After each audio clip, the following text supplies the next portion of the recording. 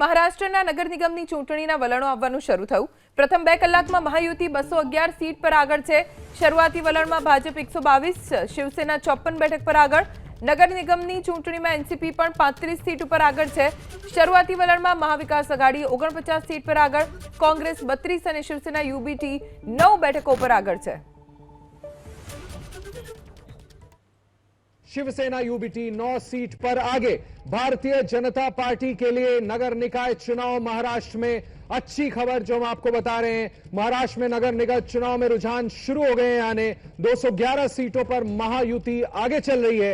BJP 122 seat, Shiv Sena 54 सीटों पर। नम्रता हमारे साथ जुड़ रही है। नम्रता, एक बार फिर से भारतीय जनता पार्टी और महायुति के लिए अच्छी खबर विधानसभा चुनाव के बाद। जी बिल्कुल आशीष, बीएमसी चुनाव नजदीक है, उसके पहले नगर परिषद नगर पंचायत के जो रिजल्ट्स हैं वो कहीं ना कहीं भाजपा का कॉन्फिडेंस जो है वो बढ़ा रहे होंगे। महायुति में सबसे ज्यादा जो फायदा होता दिखाई दे रहा है वो भाजपा को दिखाई दे रहा है, क्योंकि वो 133 से भी ऊपर की तौर पर चल रही है।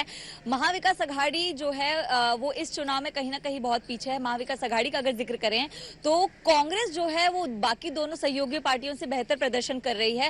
उद्धव ठाकरे की पार्टी जो है काफी ज्यादा पीछे नजर आ रही है। लेकिन महायुति का अगर जिक्र करें हम यहाँ पर, तो भाजपा कई ऐसी जगहों पर भी बहुत ज्यादा आगे दिखाई दे रही है, कई ऐसी जगहों पर जीत हासिल कर रही है जहां पर पहले कांग्रेस या फिर शिवसेना की तरफ से जो कैंडिडेट है वो जीता करते थे। तो भाजपा के लिए ज्यादा खुशी की बात है, सबसे बड़ी पार्टी के तौर पर उभर रही है। कुछ इलाकों में ऐसे भी सिचुएशन दिखाई दी जहां पर कैंडिडेट जो है महज 1 वोट से जीते हैं। चिपलून की बात करें जहां पर शिंदे की पार्टी का अच्छा खासा बोलबाला था, वहां पर भाजपा के कैंडिडेट जीत रहे हैं और 1 वोट से भी कैंडिडेट जीते हैं। तो कहीं ना कहीं जो आगामी बीएमसी चुनाव है उसको ये चुनाव आईना दिखाता है और महाविकास आघाड़ी है उनको ज्यादा तैयारी करने की कोशिश करनी होगी, क्योंकि जो रिजल्ट्स आ रहे हैं वो महायुति के पक्ष में आ रहे हैं। 288 जो पद है उस पर जो चुनाव हो रहे हैं, नगराध्यक्ष के चुनाव हो रहे हैं भाजपा आघाड़ी के तौर पर, और जश्न की तस्वीरें भी जो है वो पूरे महाराष्ट्र से सामने आनी शुरू हो गई हैं। तो कहीं ना कहीं महाविकास आघाड़ी को एक बार फिर से थोड़ी सी कमर कसनी होगी। आगामी जो महानगर पालिका के चुनाव है उसमें उनको तैयारियां करनी जो है भाजपा के नए प्रदेश अध्यक्ष बनाए गए, उन पर जिम्मेदारी दी गई थी और जिसके चलते अब उनकी जिम्मेदारी का एक असर यहां पर देखने मिल रहा है। भाजपा जो है काफी ऐसे इलाके हैं जहां जीत अभी बीजेपी को बढ़त मिलती दिख रही है। मैं आपसे जरूर जानना चाहूंगा कि क्या माना जाए, नीतियों की वजह से यह फायदा मिल रहा है, देवेंद्र फडणवीस साहब का, मुख्यमंत्री साहब का उनकी अपनी छवि का फायदा मिल रहा है, या नए प्रदेश अध्यक्ष का आपने जिक्र किया, तो ये इस तरह का नतीजा बीजेपी को मिलने के पीछे की वजह क्या है? महाविकास आघाड़ी इतना पीछे क्यों छूट रही है?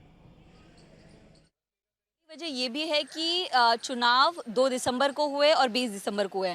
जब 20 दिसंबर के पहले पिछले 1 हफ्ते में रविंद्र चौहान कई ऐसे इलाकों का दौरा कर रहे थे और कई लोगों को अपनी पार्टी में शामिल करते हुए नजर आए। तो जो महाविकास आघाड़ी के लोग हैं वो खुलकर जब भाजपा में शामिल हो रहे हैं, शिंदे गुट में शामिल हो रहे हैं, तो उसका फायदा यहाँ पर दिख रहा है और इसका जो श्रेय है वो कहीं ना कहीं प्रदेश अध्यक्ष को जरूर जाता है। हालांकि मुख्यमंत्री चेहरा है, उनकी तरफ से प्रचार किया गया, लेकिन रविंद्र चौहान जिस तरह ग्राउंड लेवल पर काम कर रहे हैं तो उसका कहीं ना कहीं फायदा जो है वो यहाँ पर दिखाई दे रहा है, तो उनको भी श्रेय जरूर दिया जाता है। चिंता करने की बात महाविकास आघाड़ी की है, क्योंकि लगातार कार्यकर्ता हो, नेता हो, वो पार्टी छोड़ रहे हैं। जी जी।